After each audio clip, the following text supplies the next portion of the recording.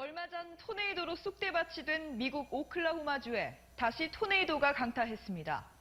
적어도 5명이 숨지고 수십 명이 다쳤습니다. 고은상 기자입니다. 거대한 토네이도 기둥이 땅 위를 맹렬히 휘젓고 다닙니다. 갑자기 발생한 토네이도를 피하기 위해 운전자가 후진으로 차를 몰다 사고가 납니다. 현지 시간으로 5월 31일 저녁 미국 오클라호마주 오클라호마시티에 다시 토네이도가 몰아쳤습니다.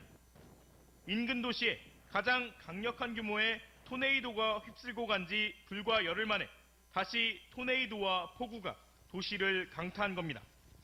지금까지 적어도 5명이 숨지고 70명이 만약에 여러분 영상에서 보신 것과 같은 일들이 내 삶에 일어난다면 어떨까요? 우리나라도 태풍 때문에 많은 피해를 입곤 하죠. 매년 태풍 때문에 참 여러분들이 어려움을 겪곤 합니다. 그런데 사실 내가 직접 경험하는 게 아니면요, 내 일이 아니면 그것이 심각하게 이렇게 피부로 잘 와닿지 않죠. 몸도 내 몸이 아파 봐야 다른 사람이 아플 때 공감이 가잖아요. 다른 사람이 아픈 거 잘 이해하지 못하는 분들도 더러 계시더라고요. 2013년이죠. 이 강력한 토네이도가 미국 중남부 지역을 이렇게 봄철이 되면 굉장히 많이 생겨납니다. 2013년 당시에 영상을 여러분 보셨는데요. 이 토네이도가 이 오클라호마 주의 오클라호마 시티라고 하는 곳을 강타하고 대단히 많은 재산 피해를 입히고 또 많은 이 사상자를 낸 그 사건이 있었습니다. 이 일은 특별한 일은 아니고요. 참 여러 번 일어나는 일입니다. 또 매년 일어나는 일이기도 하고요. 당시에 제가 텍사스 주에 살고 있었는데 달라스에 나갔다가 이제 집으로 돌아가는 길에 이 토네이도의 간접적인 영향을 받게 됐어요. 그래서 정말 이 비바람이 불어치는데 이 눈앞에 한치도 보이지 않고요. 정말 운전대를 꼭 잡고 가족들 다 타고 있었는데 정말 기도하는 그 마음으로 기도하면서 가슴을 졸이면서 손에 진땀을 흘리면서 집까지 한 40분이면 오는 거리를요. 거의 한 1시간 40분 정도 이렇게 벌벌벌 떨면서 운전하며 왔던 그런 적이 있었습니다. 이렇게 집에 도착해 보니까요. 집 앞에 큰 아름드리 나무들이 굉장히 많이 있었는데 나무들이 반으로 갈라져 있고요. 또 뿌리가 뽑혀 있기도 하고요. 길거리에는 제가 이제 저희 집 앞에 그때 사진을 제가 이렇게 찍어 놓은 건데요. 나무가 송두리째 뽑혀 가지고 이렇게 널려 있고 또 이 도로에는 이 전봇대가 막 넘어져 가지고 차를 덮치고요. 또 이 간판들 또 여러 가지 길거리에 있던 이런 물건들이 사방으로 날아다니니까요. 온통 엉망진창이 되었던 그런 흉측한 모습의 거리를 볼 수 있었습니다. 제가 태어나서 생명의 위협을 느꼈던 적 이때가 처음입니다. 이렇게 죽을 수 있구나. 너무 무서웠어요. 할 수 있는 일이 아무것도 없더라고요. 속수무책 이런 표현하죠. 어찌할 도리나 방책이 없는 상태, 꼼짝도 못하는 상황이죠. 그냥 당할 수밖에 없는 상황. 강 건너 불 구경하듯이 그렇게 보던 일들이 내 인생에 일어난다면, 영상에서 보았던 이런 재난이 오늘 내 삶 가운데, 오늘 우리의 가족 가운데 일어난다면, 그래서 내 삶의 터전을 잃어버리고 내가 사랑하는 가족들의 생명을 앗아간다면, 그래도 변함없이 우리는 하나님을 신뢰할 수 있을 것인가? 오늘 말씀을 열어가는 질문입니다. 그럴 수 있다면 그 이유는 뭘까? 또 반대로 그럴 수 없다면 또 그 이유는 뭘까? 오늘 이 질문에 답을 하면서 이 말씀을 통해서 과연 우리의 믿음의 여정 어떻게 걸어갈 것인가? 그 답을 얻기를 원합니다. 이제 본문의 내용을 우리가 살펴보겠지만요. 오늘 본문의 말씀을 이해하는 그 핵심, 이 열쇠는요. 오늘 본문 안에서 하나님과 사탄이 천상의 대화를 하죠. 거기서 사탄이 주장하는 사탄의 주장에 있습니다. 오늘 본문의 핵심은 사실 이 사탄의 이야기에 있어요. 사탄의 주장은 이거죠. 하나님과 대화합니다. 하나님은 욥이라고 하는 의인을 소개하세요. 너무 자랑스럽게 소개해요. 이런 사람 세상에 없어. 그런데 사탄은요, 하나님이 뭘 잘 모르시네요. 하나님 절대 그렇지 않아요. 하나님, 고난이 닥치면요, 누구도 예외 없이 하나님 버리고 욕하고 떠날 거예요. 하나님을 끝까지 신뢰한다고요? 그런 일은 일어나지 않아요. 이것이 사탄의 주장이에요. 오늘 이와 같은 이 사탄의 이 주장에 저와 여러분의 믿음을 벼리는 그런 은혜의 시간이 될 수 있기를 바랍니다. 저는 사실 이 표현을 할 때 걱정했어요. 내심 아멘을 안 하실까 봐. 왜냐하면 사탄의 주장에 우리가 은혜를 받자고 하니까 혹시나 아멘 안 하시면 어쩌나 했는데요, 성경에 기록된 이유가 있습니다. 저는 이 벼린다고 하는 이 표현을 참 좋아하는데, 가다듬고 긴장시킨다, 그런 뜻이거든요. 벼린다는 것이요, 가다듬고 긴장시킨다. 이 사탄의 이 이야기가 도대체 뭐길래 오늘 우리의 믿음에 긴장감을 주는가 하는 거죠. 자, 욥은 어떤 사람이었을까? 성경은 우리에게 소개합니다. 욥은요, 요약하면 하나님이 너무너무 자랑하고 싶은 사람이었어요. 의인이었어요. 완전한 사람이었어요. 이 사람처럼 하나님을 경외한 사람이 없었어요. 정직했고요. 정말 하나님 앞에 바르게 살기 위해서 정말 애쓴 사람이에요. 하나님이 인정할 만큼, 그래, 이 정도면 됐어, 충분해라고 하실 만큼 이럴 수 있을까 싶을 만한 사람이에요. 8절 말씀을 볼까요? 성경은 이렇게 하나님께서 욥을 어떻게 보시는가 말씀해요. 여호와께서 사탄에게 이르시되 내가 내 종 욥을 주의하여 보았느냐? 그와 같이 온전하고 정직하여 하나님을 경외하며 악에서 떠난 자는 어떻다고요? 세상에 없느니라. 대단한 사람이죠. 이런 욥에게 하나님은 복을 주셨어요. 물질의 복을 주셨고요, 또 자녀의 복을 주셨어요. 오늘 말씀 1절부터 우리가 읽지 않았지만 5절까지의 말씀 내용을 살펴보면 하나님께서 주신 이 복이 어떠한지를 설명합니다. 욥은요, 양이 7,000마리고 약대가 3,000마리래요. 7 그리고 3이라는 숫자, 성경에서 완전한 의미를 가진 숫자거든요.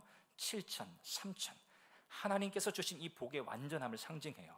그리고 자녀들은요, 아들이 몇 명이죠? 7명, 딸은요 3명. 이것도 7, 3, 완전한 하나님의 복을 상징해요.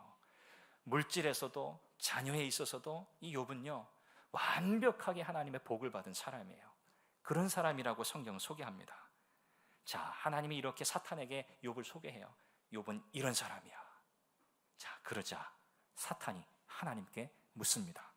9절이에요. 자, 한번 같이 읽어볼까요? 시작. 사탄이 여호와께 대답하여 이르되 욥이 어찌 까닭 없이 하나님을 경외하리이까? 이어지는 10절에 또 이렇게 말씀해요. 사탄이 이렇게 이야기해요. 주께서 그와 그의 집과 그의 모든 소유물을 울타리로 두르심 때문이 아니니까. 주께서 그의 손으로 하는 바를 복되게 하사 그의 소유물이 땅에 넘치게 하셨음이니이다. 사탄이 지금 하나님께 뭐라고 말하는 거죠? 하나님 정말 순진하시네요. 하나님 몰라도 한참 모르시는군요. 욥이 왜 그렇게 하나님을 경외하는지 아세요? 왜 그렇게 하나님을 잘 섬기는 줄 아세요? 하나님이 복을 주셨잖아요. 하나님이 복 주셨기 때문에 하나님을 잘 섬기는 거예요. 만약에 하나님이 그에게 주신 그 복을 다 거두어 주시면요, 거두어 가시면요, 욥이 어떻게 할까요?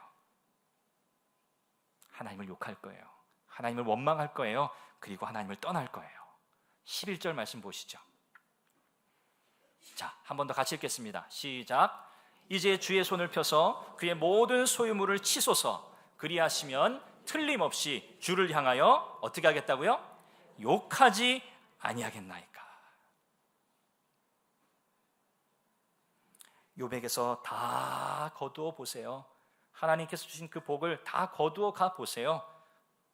제가 장담합니다. 욥은요, 하나님을 욕하고 원망하고 믿음을 버릴 거예요. 이것이 누구의 이야기입니까? 사탄의 주장입니다. 여러분, 사탄이 주장하는 이 논리의 핵심은요, 바로 이거예요. 조건 없이, 이유 없이 하나님을 믿지 않는다는 거죠. 조건 없는 신앙은 없다. 이것이 사탄의 논리입니다. 욥이 하나님을 잘 섬기는 것, 그에게 재물의 복 주셨기 때문이고 자녀의 복 주셨기 때문입니다. 겉으로 봐서는 하나님 알 수 없어요. 정말 하나님을 제대로 믿는지 안 믿는지는요, 정말 뒤집어 봐야 돼요. 그에게 주신 모든 복을 다 거두어 가시면 그의 정체가 드러날 거예요. 욥은 하나님에게 관심 있는 게 아니에요. 욥은요, 하나님이 주시는 복에 관심이 있어요. 욥의 신앙은요, 기복적인 신앙이에요. 지금 사탄이 하나님께 이렇게 욥을 고소하고 있는 거죠. 자, 하나님께서 사탄이 이렇게 이야기하는 이 이야기를 듣고 뭐라고 대답하시죠? 오늘 12절 말씀인데요. 자, 한번 같이 읽겠습니다. 시작. 내가 그의 소유물을 다 내 손에 맡기노라. 다만 그의 몸에는 내 손을 대지 말지니라. 사탄이 곧 여호와 앞에서 물러가니라. 여러분, 이 대목이 어떻게 이해가 되십니까? 제가 처음 이 본문을, 이 성경을 읽었을 때에는 참 하나님 이상한 분이다 이렇게 생각했어요. 끝까지 욥을 지켜주든지, 아무리 사탄이 뭐라고 그러든 그렇지 않다고, 욥은 정말 의인이라고 하나님을 경외하는 자라고 그냥 한마디 딱 하시고 썩 물러가라, 그랬으면 좋았을 것을 하나님은요, 그래? 그러면 정말 그런지 내 말대로 욥이 그런 사람인지 한번 테스트해보자. 하나님께서 그렇게 말씀하세요. 하나님은 사단이 제안한 바를 따라서 욥에게 고난을 허락하십니다. 그리고 욥의 인생은 그야말로 말로 다 할 수 없는 고통과 고난의 길을 걸어가게 되죠. 하나님의 허락이라는 표현을 우리는 사용해요. 우리는 다 이해할 수 없지만 우리의 인생에 당하는 고난의 그 이유 중에 하나, 하나님이 허락하시지 않으면 일어나지 않는다는 거죠. 물론 우리가 이 시간에 고난의 문제, 고통의 문제에 집중해서 말씀드리려고 하는 것은 아닙니다. 하나님의 허락 아래 사탄은요, 믿음의 조건들, 믿는 이유라고 여겨지는 것들을 어떻게 하죠? 욥에게서 다 거두어 갑니다.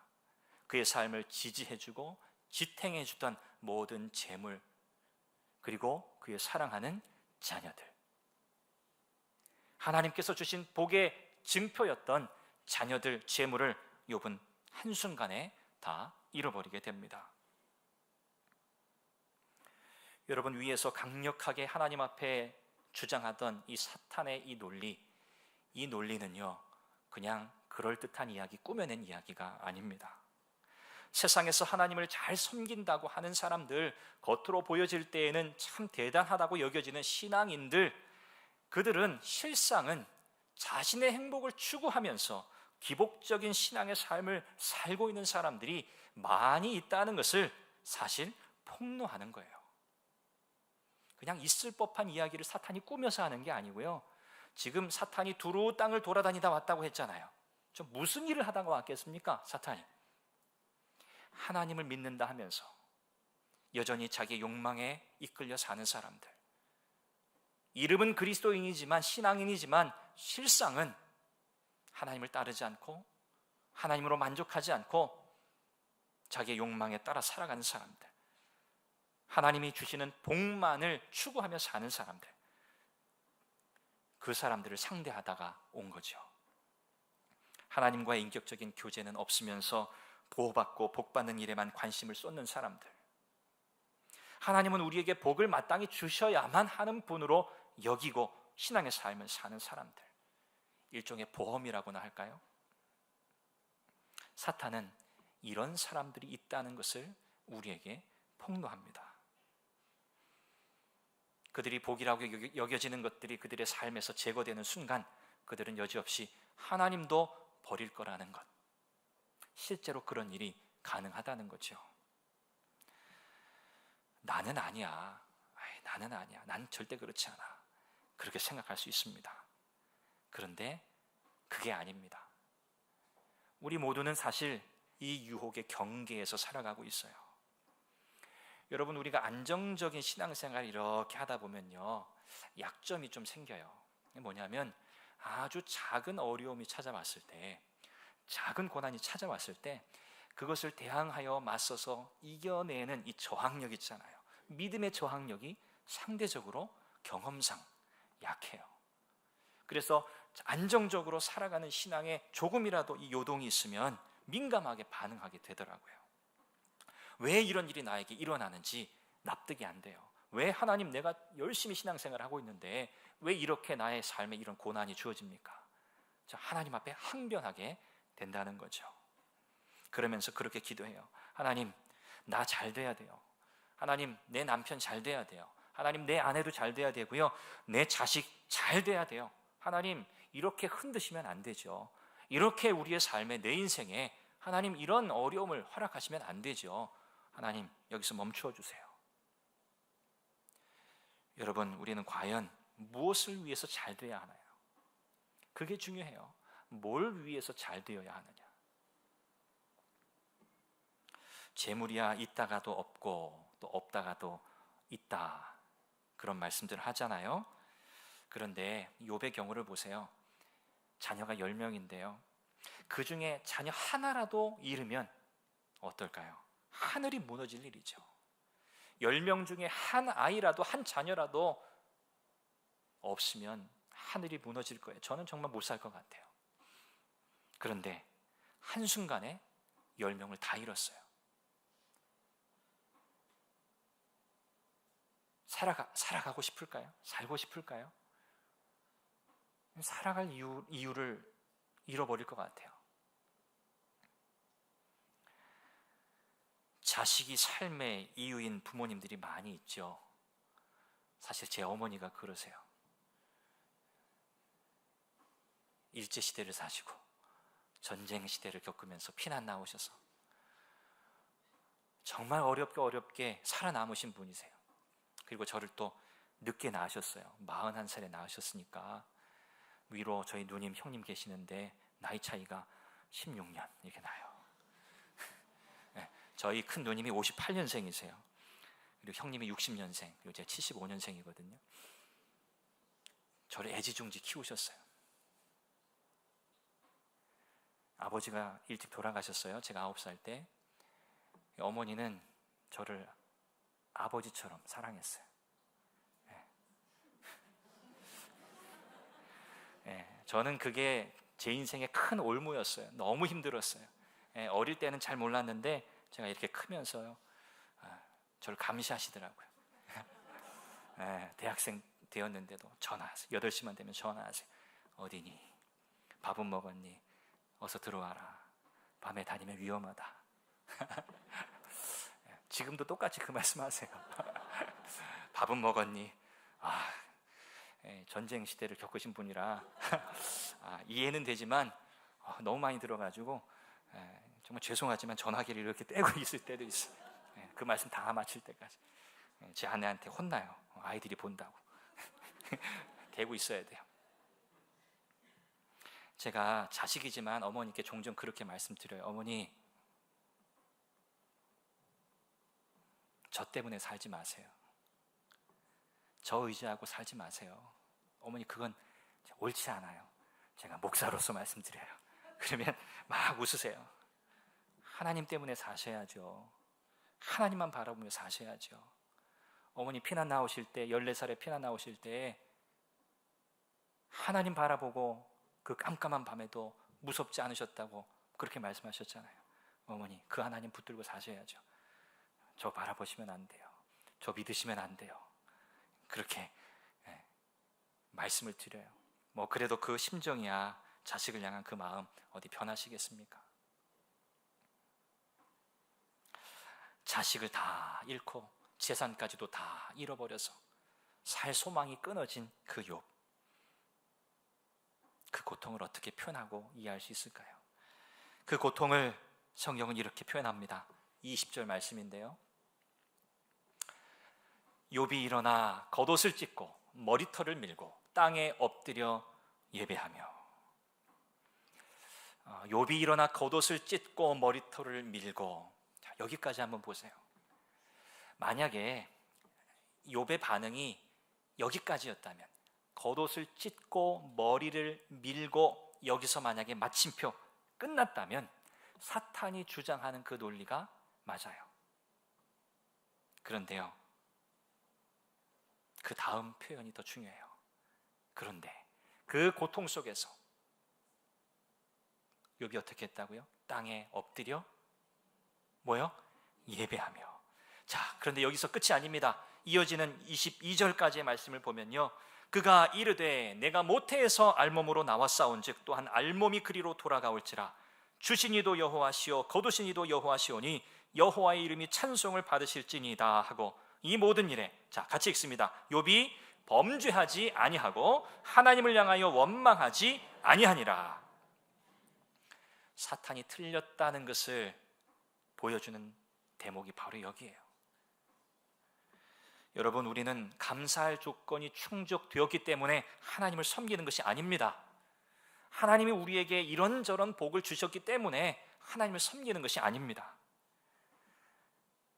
우리가 하나님을 섬기는 진짜 이유, 하나님이 우리에게 복이시기 때문에 그래요. 하나님 그분이 우리의 복이에요. 하나님이 주시는 것, 그게 복이 아니고요, 하나님 그분 자체가 복이라니까요. 우리는 자주 착각해요. 하나님이 주시는 것을 복이라고 생각해요. 직장에 잘 취업하는 것을 복이라고 생각해요. 우리의 자녀들이 성공하는 것을 복이라고 생각해요. 그것도 복이라고 할 수 있죠. 그런데 하나님을 복으로 삼지 않고 사는 사람, 하나님이 복의 근원 되신다는 사실을 인정하고 고백하면서 하나님으로부터 흘러나오는 그 은혜의 복들을 누리지 못하면 우리는 우상 숭배자와 다를 것이 없습니다. 어떠한 외적인 조건들이 믿음의 이유라면 우리 중에 과연 얼마나 많은 분들이 하나님을 온전히 신뢰하고 섬길 수 있을까요? 하나님은 오늘 우리의 삶 가운데 고난을 허락하시는 이유는 하나님 한 분만으로 충분하다는 사실을 우리에게 다시 일깨우시기 위함이라고 저는 믿습니다. 그렇게 살아가야 한다고 하나님이 우리에게 가르치시려고 우리가 또 착각하고 살아가니까, 우리가 또 아차하는 순간에 하나님보다 하나님이 주시는 것들에 목매어 살아가니까 하나님은 우리에게 고난을 허락하시는 거예요. 그거 아니지, 그거 아니야, 그거 아니야. 오늘 저와 여러분들은 하나님이 우리에게 우리가 기대하는 복이라고 여기는 것들을 주시든지 주시지 않든지 상관없이 그것을 우리의 신앙의 삶을 이어가는 이유로 여기지 않고 큰 은혜를 이미 우리에게 주신 그 하나님, 그 베푸신 은혜를 기억하고 감사하고 감격하면서 상황이 어떠하든지 상관없이 하나님만 바라고 하나님만 섬기며 여호와 하나님을 기뻐하는, 하나님만 추구하는 그런 저와 여러분의 삶이 될 수 있기를 주님의 이름으로 축원합니다. 오늘